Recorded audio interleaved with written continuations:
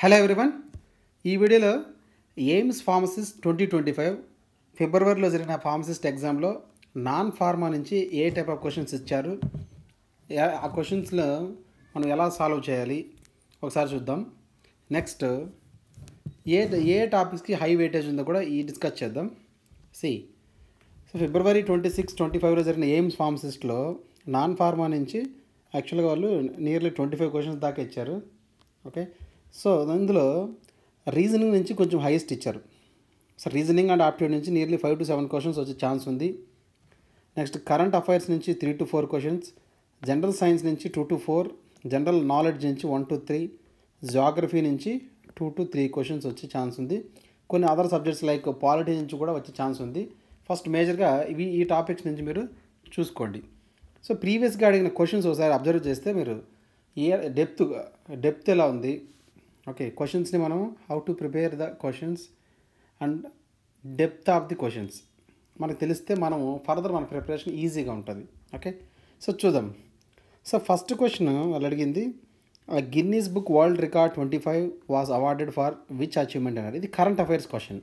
Okay, so actual answer is largest Indian folk variety dance అని యాక్చువల్గా దానికి ఒక గిన్నీస్ బుక్ రికార్డ్ ఇచ్చారు. ఇది current affairs question. Okay, so current అఫైర్స్ని కూడా మనం బాగా చూసుకోవాల్సి ఉంటుంది. Next question 35 tropical rain forest is situated in which reason అన్నారు. సో ట్రాపికల్ రైన్ ఫారెస్ట్ అంటే ఎక్కువగా వర్షాలు ఎక్కడ పడతాయో ఆ ఏరియాస్లో ఎక్కువగా ఈ టైప్ ఆఫ్ ఫారెస్ట్లు ఉంటాయి. సో ఎక్కువగా ఎక్కడంటే మనకు వెస్టర్న్ ఘాట్స్ ఉంటాయి. సో మనకి ఇండియాకి వెస్ట్ సైడ్ ఉంటాయి కదా వెస్టర్న్ ఘాట్స్. సో అక్కడ మనకి ట్రాపికల్ రైన్ ఫారెస్ట్ ఉంటాయి. ఇది జాగ్రఫీ క్వశ్చన్. యాక్చువల్గా ఇది ఒక జాగ్రఫీ క్వశ్చన్, బేసిక్ క్వశ్చన్స్ ఇవన్నీ కూడా. నెక్స్ట్ సో చెప్తాను నెక్స్ట్ వీడియోస్లో మనం నెక్స్ట్ జాగ్రఫీని ఎలా చదవాలి, కరెంట్ అఫైర్స్ని ఎలా చదవాలి. Okay, next reasoning and aptitude కొన్ని టాపిక్స్ తీసుకొని ఈజీగా చిన్న చిన్న ట్రిక్స్తో మనం ఈజీగా బేసిక్ లెవెల్ క్వశ్చన్స్ని ఎలా చదువుకోవచ్చు అని చూద్దాం. అన్ని బేసిక్ లెవెల్ క్వశ్చన్సే ఉన్నాయి, అంత డెప్త్ క్వశ్చన్స్ అయితే లేవు. ఓకే, సో నెక్స్ట్ చూడండి globar is a source of which type of radiation అన్నారు. సో ఇది జనరల్ సైన్స్ క్వశ్చన్ కూడా అనుకోవచ్చు. ఓకే, ఆ జనరల్ నాలెడ్జ్ క్వశ్చన్ కూడా అనుకోవచ్చు. సో ఇక్కడ గ్లోబార్ అనేది మనకి ఇన్ఫ్రారెడ్ రేడియేషన్కి ఒక సోర్స్ అనమాట globar. Next question which line cuts earth into east and west అన్నారు. సో మనము ఎర్త్ ఇలా అనుకున్నాం అనుకోండి, గ్లోబ్. ఓకే, సో ఇది నార్త్ సౌత్. Geography question. యాక్చువల్గా this is a geography question. North south east west. Okay, so మన అర్త్ని east to వెస్ట్గా విడగొట్టేది అంటున్నారు. సో అంటే మధ్యలో ఇలా కట్ చేసేది. So east side part, west side part ఇది అనమాట, హాఫ్ ఇలా కట్ చేసేది లైన్ ఏది అంటున్నారు. సో ఆ లైన్ మనం ఏమంటామంటే ప్రైమ్ మెరీడియన్ అంటారు యాక్చువల్గా. ఓకే, ఇది ప్రైమ్ మెరీడియన్. జాగ్రఫీ నుంచి ఎక్కువ క్వశ్చన్స్ ఇచ్చినట్టున్నారు. Prime meridian. ఒకవేళ ఇందులోనే మనకు ఒక నెక్స్ట్ ఎగ్జామ్లో నెక్స్ట్ ఎయిమ్స్ ఫార్మసిస్ట్లో మేబీ ఇలా అడగచ్చు. ఓకే, సో ఇక్కడ ఈస్ట్ వెస్ట్ అడిగారు కదా. సో నెక్స్ట్ నార్త్ సౌత్గా విడగొట్టే కట్ చేసేది లైన్ ఏదని అడగచ్చు మేబీ. ఓకే, సో దానికి ఎలా అంటే హియర్ ఇది కదా. So north south. సో మధ్యలో ఉండే ఈ లైన్ని మనము ఈక్వెటార్ అంటాం. ఈక్వెటార్ తెలుగులో భూమధ్య రేఖ అంటారు. ఇది 2 పార్ట్లుగా విడగొడుతుంది, నార్త్ పార్ట్ సౌత్ పార్ట్గా విడగొడుతుంది. సో మేబీ ఇలా కూడా ఇవ్వచ్చు. Okay, so next question Sunita Williams received which award అన్నారు. సో ఇది current affairs question. Current affairs question. So answer is NASA exceptional achievement medal award ఇచ్చారనమాట. సో ఇది కరెంట్ అఫైర్స్ నుంచి కూడా క్వశ్చన్స్ వచ్చాయి. Basic level questions. మనం కరెంట్ అఫైర్స్ని డైలీగా మనం జస్ట్ న్యూస్లో చూసేవే అనమాట. Next who is the chief guest of republic day parade. So ఇది అబ్జర్వ్ చేస్తే క్వశ్చన్ రిపబ్లిక్ డే మనకు పరేడ్ 26th జనవరి జరిగింటుంది. Okay, republic day. ఈ ఎగ్జామ్ జరిగింది 26th ఫిబ్రవరి. అంటే క్వశ్చన్ని 1 month బిఫోర్ క్వశ్చన్స్ ఇచ్చారు. సో ఎగ్జామ్కి ముందుండే మంత్ నుంచి కూడా బిఫోర్ మంత్ క్వశ్చన్స్ కూడా కొన్ని ఇచ్చారు. సో మీరు ఎగ్జామ్కి 1 week ముందు వరకు కూడా చదువుకుంటే మంచిది. ఓకే, ఇది ఆన్లైన్ ఎగ్జామ్ కాబట్టి సో మీకు డైరెక్ట్గా క్వశ్చన్స్ ఇచ్చేస్తారు కరెంట్ అఫైర్స్ నుంచి. జస్ట్ ఎగ్జామ్కి 1 week బిఫోర్ వరకు మీరు చదువుకోవాల్సి ఉంటుంది. సో నెక్స్ట్ సో దీనికి actual answer this one. Chief guest of republic day పరేడ్కి ప్రభావ సుబియాంటో ఇండోనేషియన్ ప్రెసిడెంట్ అనమాట. Indonesian president. ఇది కరెంట్ అఫైర్స్ చేంజ్, ఇదే క్వశ్చన్ వస్తుందని కాదు, ఇలాంటి క్వశ్చన్స్ వస్తాయి. Next question, why is rain water drop is spherical అన్నారు. So rain water drop actually spherical షేప్లో రౌండ్గా ఎందుకు ఉంటుంది అని అడుగుతారు. ఇది జనరల్ సైన్స్ క్వశ్చన్, ఒక జనరల్ సైన్స్ క్వశ్చన్. సో ఎందుకంటే యాక్చువల్గా రెయిన్ వాటర్ ఇలా ఫ్లాట్గా లేకుండా, అంటే సర్ఫేస్ ఏరియా ఎక్కువ లేకుండా దాన్ని తగ్గిస్తుంది అనమాట. సో తగ్గించి దీంట్లో ఉన్న సైన్స్ ఏమంటే సర్ఫేస్ టెన్షన్. సో దీని మీద సర్ఫేస్ టెన్షన్ పని చేసినప్పుడు సో ఇదేమవుతుందంటే స్పెరికల్ షేప్లోకి వచ్చేస్తుంది, తక్కువ సర్ఫేస్ ఏరియా ఉండేలాగా చేంజ్ చేసుకుంటుంది షేప్ని. So rain water drop spherical షేప్లో ఉండడానికి the reason is surface tension.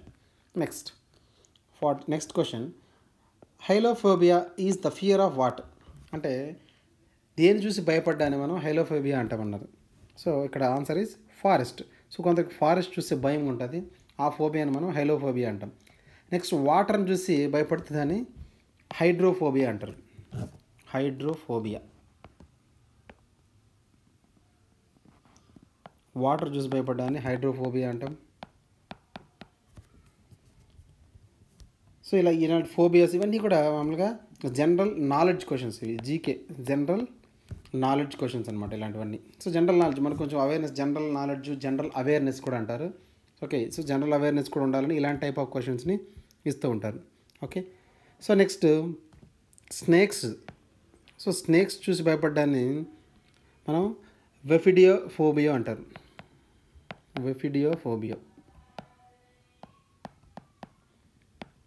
So maybe next time వేరేది అడగచ్చు. నెక్స్ట్ హైట్స్ చూసి భయపడ్డాన్ని మనం యాక్రోఫోబియా అంటారు.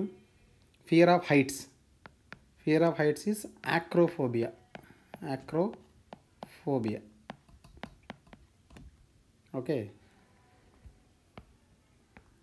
So next question, find the simplest interest of amount of 5,000 at 5% for 2 years అన్నారు.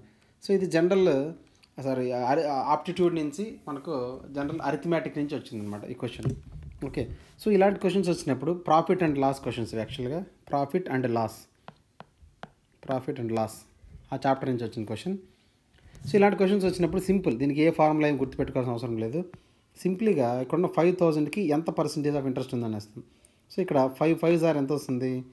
సో 500లో మనకి 5,000 మనం ఏం చేస్తాం ఇంటూ 5, ఈ జీరోస్ అన్నీ స్ట్రైక్ అవుట్ చేసి జస్ట్ 5s మాత్రం తీసుకోండి. 5 5s ఎంత 25. ఇక్కడ ఎన్ని ఇయర్స్కి అన్నారు, 2 years అన్నారు. ఇంటూ 2 ఎంత అవుతుంది మనకి 50 అవుతుంది. అంటే యాక్చువల్గా 500 అనమాట యాక్చువల్గా అది. సో ఇక్కడ మనం 100% కాబట్టి 2 zeros మాత్రం స్ట్రైక్ అవుట్ చేయాలి. 50 into 5 250 into 2 years. So total is 500 rupees. So answer is 500. So next 43, ఇది కూడా మనకి రీజనింగ్ నుంచి వచ్చింది. కంప్లీట్ ద సీక్వెన్స్ 8 28 116 584 అని చూడడానికి పెద్దగా ఉన్న, ఇది కొంచెం మనకి సింపుల్గానే ఉంటుంది. సో ఇక్కడ ఏం లేదు, జస్ట్ ఏం చేస్తారంటే ఫస్ట్ ఉన్న 8కి ఇంటూ 3 చేశారు. సో దానికి 4 యాడ్ చేశారు. యాడ్ చేస్తే మనకి 28 వస్తుంది. 8 3s are 24 + 4.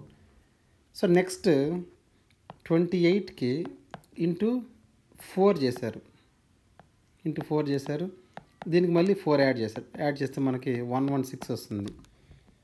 నెక్స్ట్ ఇది వస్తుంది. నెక్స్ట్ 116కి ఇంటూ 5 చేశారు. దానికి 4 యాడ్ చేశారు. చేస్తే 584 వచ్చింది. నెక్స్ట్ 584కి ఇంటూ 6 చేశారు. దానికి మళ్ళీ 4 యాడ్ చేశారు. అప్పుడు మనకు వచ్చే ఆన్సర్ 3580. Answer is 3580. సో ఇది సింపుల్ క్వశ్చనే. సో ఇక్కడ ఏం చేశారంటే ఇంటూ 3 ఇంటూ 4 ఇంటూ 5 ఇంటూ 6 చేశారు. దానికి 4ని యాడ్ చేసుకుంటూ వచ్చేసారు. Next question, arrange in a meaningful order అన్నారు. సో ఇక్కడ ఇది నార్మల్గా మనకి ఇది కూడా రీజనింగ్ నుంచే వస్తుంది క్వశ్చన్, రీజనింగ్ సంబంధించింది. So see here. సో ఇక్కడ ఒకటి అన్నీ చూసుకుంటూ వెళ్ళాలి, మనం కూల్గా చూసుకుంటూ వెళ్తే ఈజీగా ఆన్సర్ చేయొచ్చు. దీనికి ప్రిపరేషన్ కూడా అవసరం లేదు, జస్ట్ కామన్ సెన్స్ అంతే. సీ హియర్, ఇక్కడ రైన్ పడినప్పుడు మనకి సన్ రైజ్ వచ్చాయనుకోండి, అప్పుడేమవుతుంది మనకు రెయిన్బో ఫామ్ అవుతుంది. ఒక సీక్వెన్స్ అనమాట ఇది. రెయిన్బో ఫామ్ అయినప్పుడు చిన్నపిల్లలు చూసినప్పుడు దే ఫీల్ హ్యాపీ. ఇది ఒక సీక్వెన్స్. ఆ సీక్వెన్స్ మనం అబ్జర్వ్ చేయాలి. So answer is a. మిగతా అవన్నీ చూడండి చాలా డిఫరెంట్గా ఉన్నాయి. ఓకే, నెక్స్ట్ ఇవన్నీ కూడా చూస్తేనే మనకు అర్థమైపోతుంది ఆన్సర్ కాదు అని.